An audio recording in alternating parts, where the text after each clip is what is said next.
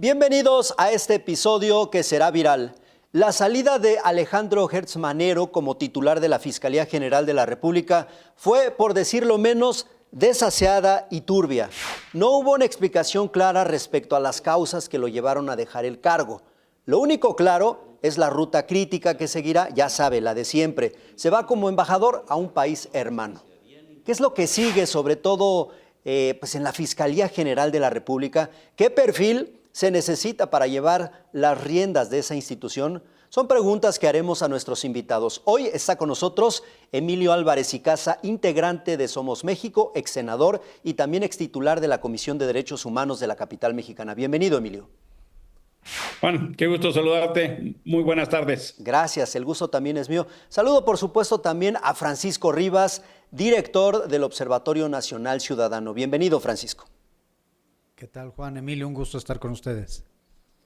Gracias. Bueno, pues vamos a entrarle en materia. Como pueden ver, la plática se va a poner muy interesante. Este episodio sin duda será viral porque es un tema que ha generado mucha polémica y por supuesto que este capítulo todavía no se cierra. Emilio Álvarez y Casa, en una primera intervención, ¿qué te parece la salida del fiscal?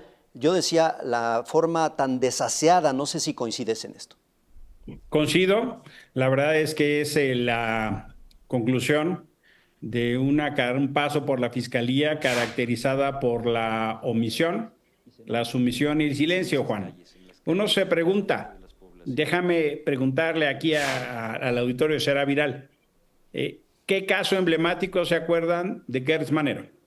Díganme uno solo. Y honestamente yo no lo puedo recordar. Vi un fiscal que utilizó el poder del Estado en beneficio suyo.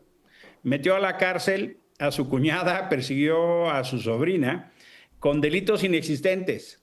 Y no solo eso, los casos críticos, el Rancho Izaguirre, la Barredora, los negocios turbios de dirigentes de Morena, no pasó nada. Entonces te diría, mandar una carta que dice que va embajador a un país amigo a saber cuál es, como motivo grave, no solo me parece el sello de una gestión que se sometió al poder político y utilizó el poder del Estado para perseguir opositores.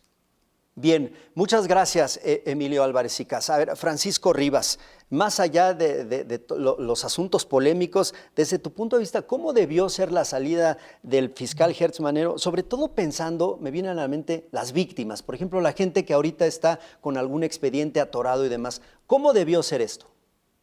Lo primero es debió haber sido legal.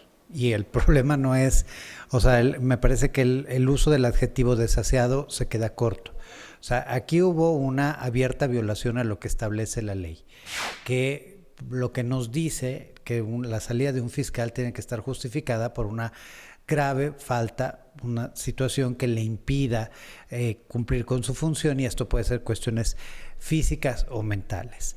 Y pues que nos digan que se va de embajador no obedece ninguna de las dos. Entonces el primer elemento es de una salida de esta naturaleza debe haber sido legal, en el marco de lo que se estableció normativamente. Después de eso, pues debe ser una salida rindiendo cuentas. Y creo que justamente Emilio hizo un panorama breve, pero muy contundente de lo que vimos a lo largo de la gestión de Gertz Manero. La institución se volvió mucho más opaca. Si de por sí la Fiscalía General de la República, antes Procuraduría, tiende a ser una institución poco transparente, en esta administración de Gertz se volvió una institución absolutamente obscura. Dejó de reportar muchas cosas y recordamos el sexenio pasado incluso se salió del Sistema Nacional de Seguridad Pública, todo con el fin de cerrarse en sí misma. Datos que existían, que estaban publicados y que ayudaban a entender, hablando de víctimas, cómo estaban las víctimas de nuestro país, desaparecieron. Por ejemplo, había un registro de fosas clandestinas con los cuerpos que eran encontrados en estas fosas clandestinas, desapareció simple y sencillamente. Y de nuevo, recordando las palabras de Emilio, pues no hubo un solo resultado claro y evidente a la luz de todos. Fue una institución que a los activistas, a los ciudadanos, a las víctimas, a los colectivos, a la academia e incluso a la cooperación internacional les cerró las puertas. Entonces, la salida debió haber sido otra, aunque no necesariamente debía esperar mucho más. O sea, me parece que nos tardamos en tener un relevo dentro de la Fiscalía porque lo que teníamos pues no era necesariamente lo que necesitaba el país. Híjole, qué interesante, y yo me iría un poco más allá de la parte legal, incluso a las formas, a lo que tiene que ver con la política. Hace 3 meses todos imaginábamos que iba a llegar algún día a la Fiscalía General de la República a declarar el senador Adán Augusto. Se habló tanto de la barredora y de este asunto, pero 3 meses después vemos que incluso a quien se le adjudica en cierta parte la salida del fiscal es al propio Adán Augusto.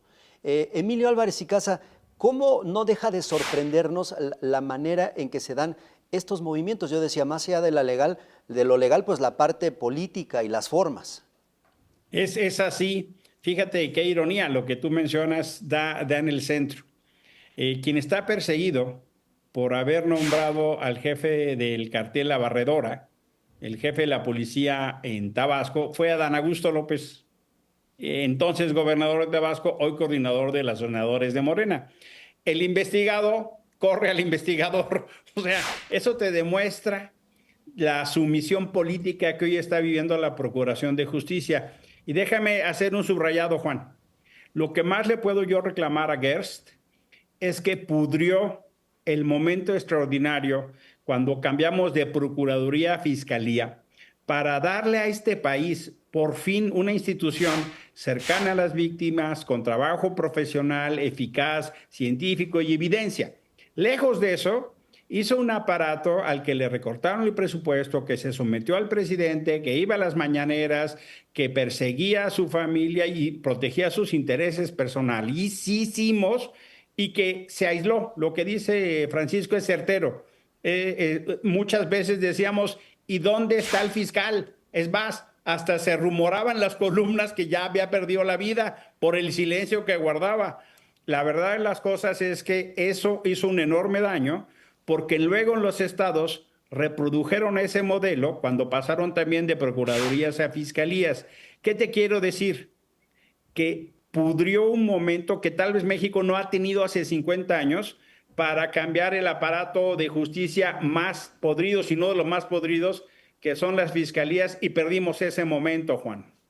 Sí, definitivamente una etapa de opacidad. Nosotros como periodistas nos quedamos con las ganas de en algún momento ser convocados a una conferencia de medios por parte de la Fiscalía, de poder hacer preguntas y demás. Todo eso dejó de existir y sin duda pues que llama muchísimo la atención.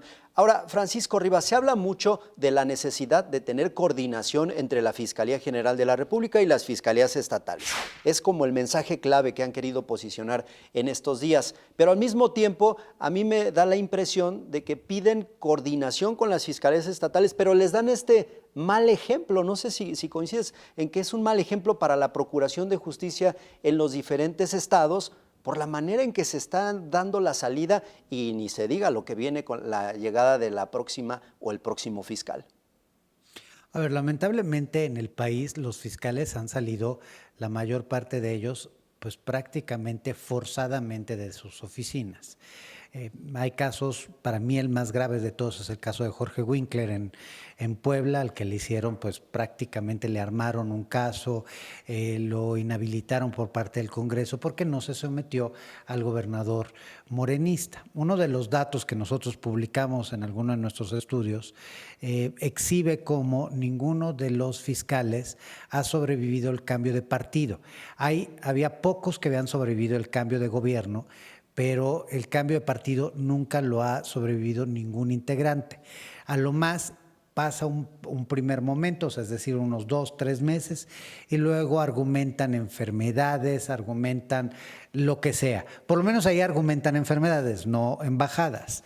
Entonces, evidentemente, lo que sí estamos viendo es que hay un sistema de hacer las cosas que no es el indicado. Yo me iría a dos cosas que me parecen relevantes de lo que acabas de preguntar. Primero es ¿Qué otros malos ejemplos nos da la Fiscalía? Pues creo que un muy mal ejemplo que nos ha dado es que en el peor momento de violencia de la historia, la Fiscalía General de la República reportó la mayor caída de carpetas de investigación.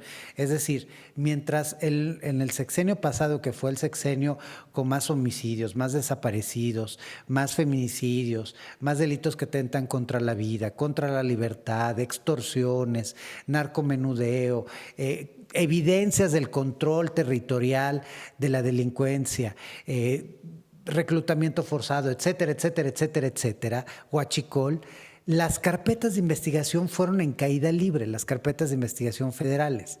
Y cuando preguntábamos a qué se debía, pues la Fiscalía nunca nos contestó.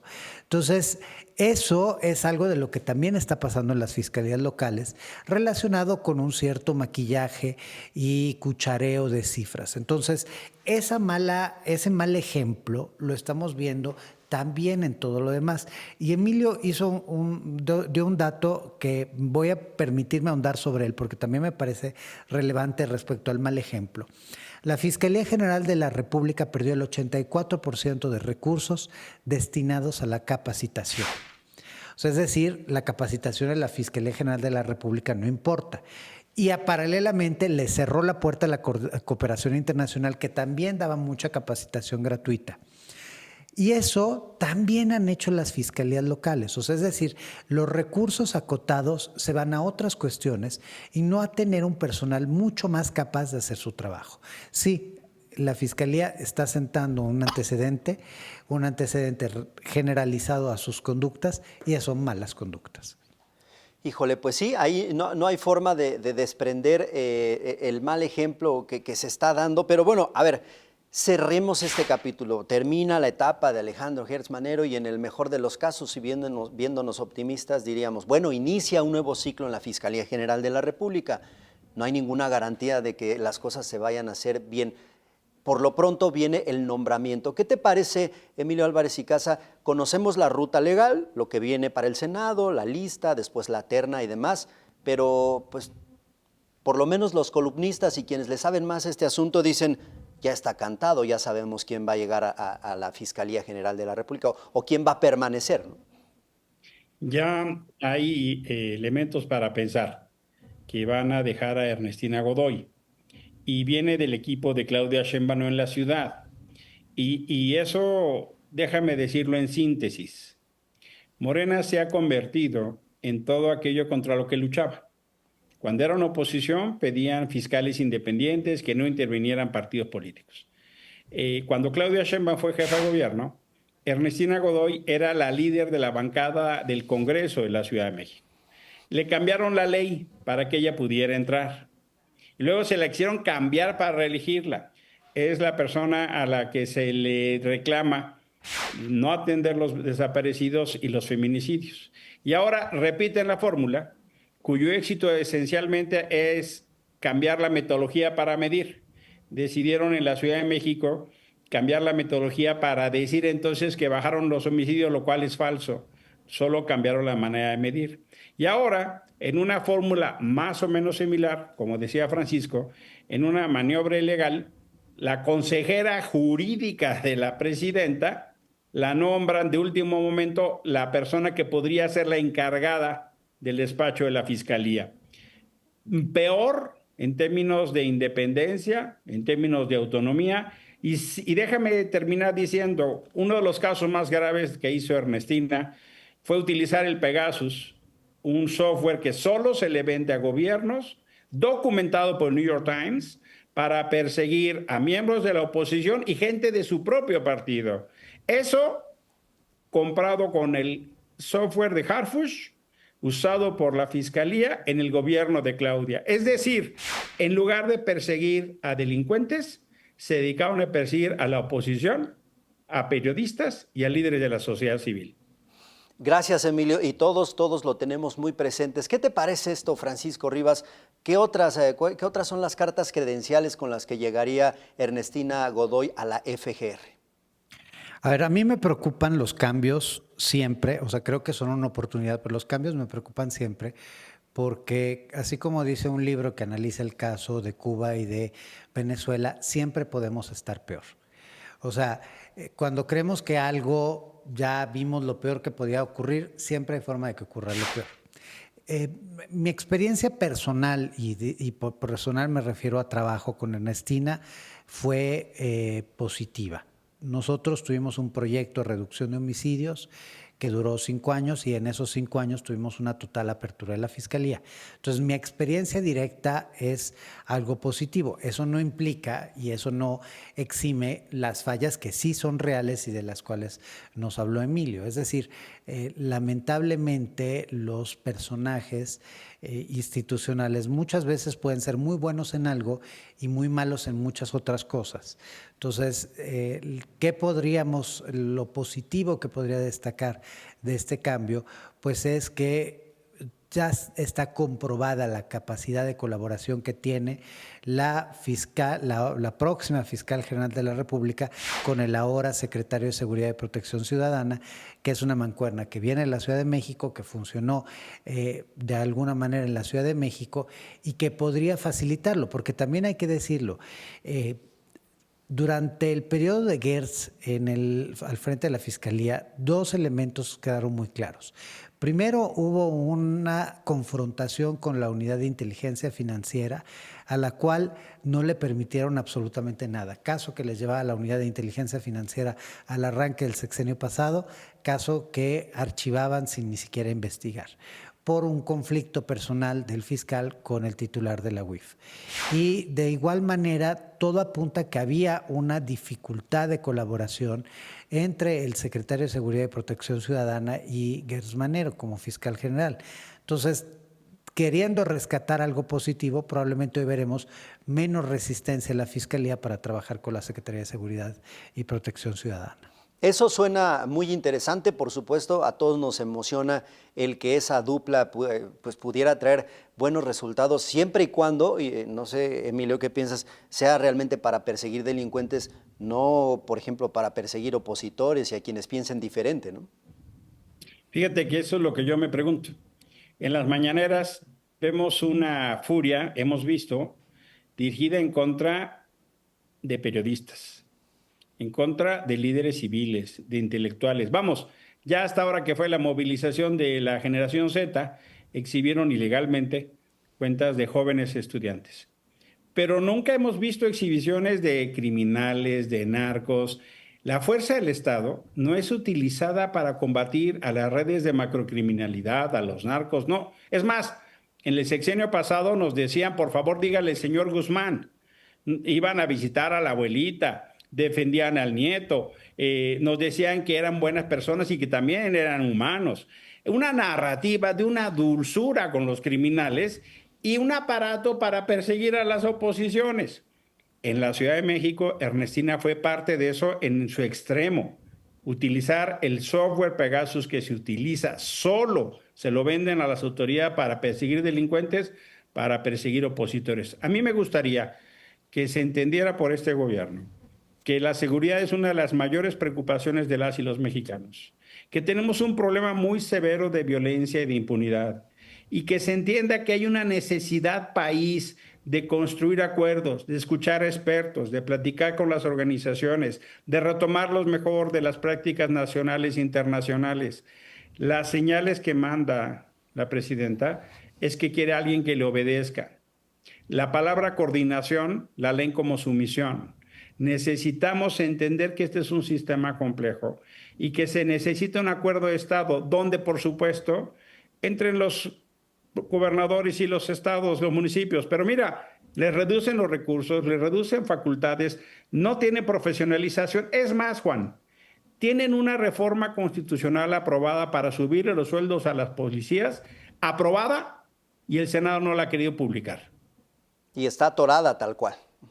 Tal cual, tal cual. O sea, podrían subirle el sueldo a los policías para poder empezar una mejor profesionalización y no la publican ni la presidenta, ni el Senado, ni la Cámara. Bien, pues justo tratando de ubicar estas áreas de oportunidad, como les llaman ahora, Francisco Rivas, ¿qué otros puntos observas que podrían actualizarse, modificarse con la llegada de Ernestina Godoy? Pienso en cómo hacer para que los casos no se les caigan, para que se integren bien las carpetas de investigación, para que funcione esta dupla de la que nos hablabas, de Omar García Harfuch y Ernestina Godoy. A ver, para que funcione bien una fiscalía, tiene que funcionar también bien una policía, en este caso una Guardia Nacional. Y aquí uno de los problemas principales es que la Guardia Nacional adolece de procesos de formación. La verdad es que si nosotros comparamos lo que ocurría con Policía Federal, que eran jóvenes que tenían que tener por lo menos preparatoria, pero un gran porcentaje de los integrantes de Policía Federal tenían licenciatura y que pasaban por 14 meses de profesionalización, hoy tenemos a gente que entra a la Guardia Nacional con tercero de primaria y que pasa, en la mejor de las hipótesis, 3 meses en capacitación. Y no es que yo quiera ser de alguna manera despreciar a quien tiene tercero de primaria respecto a quien tiene una educación media superior o superior, pero las competencias que te da son base cuando tú eres primer respondiente ante un delito. Si tú tienes problemas importantes de desconocimiento de normas, de contenidos, de procesos, pues cometes muchos errores. Entonces, una situación que debe corregirse inmediatamente es precisamente nivelar lo que nos esperamos de quién es el primer respondiente, que en este caso pueden ser la Guardia Nacional o las policías de todo el país. Después de eso necesitamos un estado de fuerza suficiente en la Fiscalía General de la República. La Fiscalía General de la República poco más, poco menos tiene 16,000 integrantes para todo un país que tiene un problema de delincuencia organizada profundísimo, que tiene un problema de corrupción profundísimo, que tiene un problema de delitos electorales profundísimo. O sea, es decir, que delitos que le tocan a la Fiscalía y que no puede hacer como que eso es de alguien más. Y eso requiere, pues insisto, más personal, pero mejor capacitado, mejor equipado, mejor tratado, porque para mí es inconcebible que en México ser funcionario público tiene que ser renunciar a tu vida. Quienes han trabajado en el servicio público, y lo que me encanta es que en general todos criticamos a los servidores públicos, pero un servidor público y particularmente los de las áreas de seguridad, pues trabajan de 16 a 20 horas al día. Y los policías que tienen turnos de 24, o sea, estamos pidiéndole a la gente que haga algo que es imposible hacer. En México hay un rezago de impunidad brutal que depende sí de falta de tecnología, pero sobre todo de personal que pueda procesar esto. Y otro elemento clave que tiene que existir dentro de la Fiscalía General de la República es una limpieza institucional que no hemos visto hacerse con seriedad. Yo tenía muchas esperanzas al arranque del sexenio pasado que efectivamente se barrieran las escaleras de arriba para abajo. Y no solo no se barrió, sino dejamos que entrara más y más y más polvo y mugrero a las escaleras. Es imposible pensar que lo que hemos visto en este país no tenga que ver con la profunda corrupción y colusión entre autoridades y delincuentes. No solo estamos hablando del caso del alcalde finado al que mataron en Uruapan o el activista siempre en Michoacán. Estamos hablando de un país en donde todos los días ocurren centenares de delitos, miles de delitos y no pasa absolutamente nada. Y eso que no pasa nada en parte depende por ineficiencia, pero una parte depende también de corrupción. Sí, de eso no hay la menor duda y bueno, pues aunque se ha hablado de este combate a la corrupción en los últimos años, pues no vemos que sea algo realmente tangible. Pero bueno, estamos llegando ya prácticamente a la recta final de esta plática. Antes, tengo una pregunta más para cada uno de ustedes. Emilio Álvarez y Casa, hablando de asuntos de derechos humanos y demás, ¿qué áreas de oportunidad también ves? ¿Qué se puede profesionalizar en la propia Fiscalía para que haya pues este respeto a los derechos humanos, tanto de las víctimas como de quien en su momento se ha señalado de haber cometido algún delito? Mira, me parece que lo primero que tiene que hacer es escuchar a las víctimas, recibirlas, a los colectivos. Infelizmente, la Comisión Nacional de los Derechos Humanos y en su gran mayoría las estatales han dejado de existir. Pasaron de ser defensores del pueblo a ser defensores del puesto o del gobierno. y ese trabajo de alerta temprana y de protección se ha perdido. Eso obligaría a que la Fiscalía tuviera un aparato mucho más sensible, mucho más cercano. Segundo, en la medida que la Fiscalía General de la República obedezca a intereses políticos, más se aleja el trabajo de justicia. Tercero, la paz en México, como en cualquier lugar, pero este caso es donde vivimos, pasa por la justicia. Si siguen pensando en el control político, lo único que va a pasar es que los conflictos se van a resolver fuera de las instituciones. Se equivocaron al pretender cambiar el Poder Judicial, porque no era un cambio, fue un asalto. El cambio más urgente era el de las fiscalías. No puede ser solo un cambio de personas, tiene que entenderse un cambio de modelo. Las señales que hoy recibimos están mal de forma y de fondo. Y por eso es tan importante que señalemos que necesitamos un tipo de instituciones que puedan disminuir la impunidad y que puedan, por vía de proceso de justicia, castigar a los culpables, porque hoy en México a quien actúa mal le va bien y eso es insostenible. Perfecto, Emilio. Muchas gracias. Francisco Rivas, ahora que tocaba Emilio Álvarez y Casa el asunto del Poder Judicial, acabamos de salir de esta reforma, ¿qué tendría que haber ahora mismo? ¿Se tendría que ir avisorando una reforma, pero en este caso a las fiscalías? Definitivamente. A ver, yo creo que una Fiscalía General de la República debe investigar con mucho detalle qué ocurrió alrededor de el proceso electoral de nuestros jueces, porque no solo estamos hablando de los acordeones, que es una parte de lo que vimos y que a todas luces es ilegal, sino también estamos hablando de hoy un poder judicial que se va a configurar, que en 2027 hay nuevas elecciones y en donde muchas personas que aspiran a los cargos ya aprendieron cuál es el caminito y están haciendo pactos que no necesariamente son los que necesitamos los mexicanos. Entonces, creo que la Fiscalía debería, hablando de qué debería hacer, empezar por también investigar estos casos.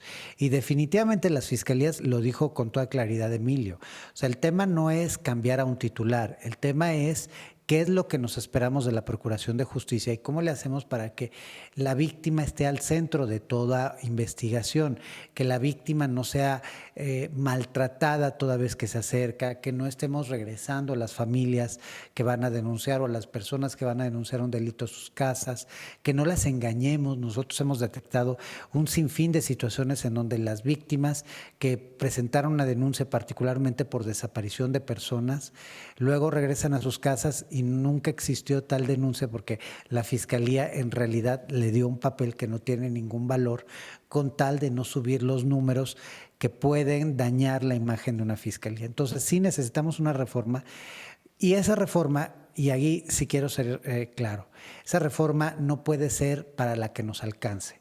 Tiene que ser la que necesitamos. Y la que necesitamos requiere también de mucho dinero y de tiempo, de una visión de largo plazo, porque cambiar un sistema significa, pues, desarticular lo que no está funcionando, aprovechar lo que sí, pero invertir.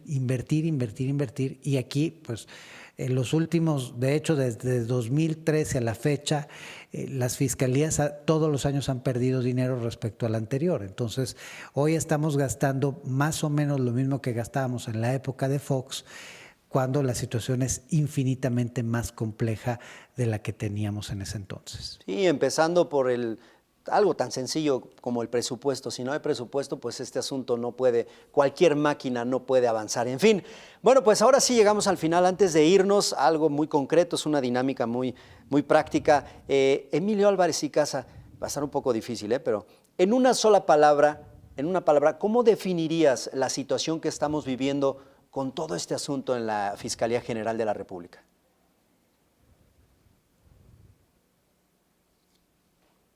Lo definiría como gran corrupción. Gran corrupción. Muchas gracias. Francisco Rivas, ¿cómo lo definirías en una palabra? Triste. Ok. Gran corrupción, triste, es lo que estamos viviendo en la FGR y ojalá que el panorama pudiera cambiar con lo que se viene para los próximos días. Lo decimos, por supuesto, por el bien de todos, no solo de la propia institución, sino porque esto puede impactar prácticamente en todo el país. Bueno, pues llegamos al final. Agradezco mucho a Emilio Álvarez y Casa, integrante de Somos México. Muchas gracias, Emilio.